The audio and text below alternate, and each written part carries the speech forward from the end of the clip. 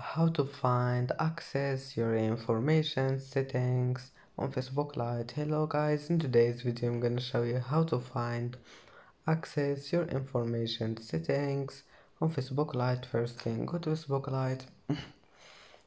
Here you will find these three lines in the top corner. Click on it, and now just go down, scroll down. Here you will find settings.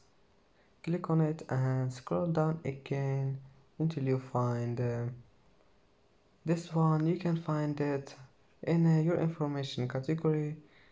Access your information, and it's easy. And that's it for today's video. If you like this video, please don't forget like and don't forget subscribe, and thank you for watching this video until the end, and see you in the next video.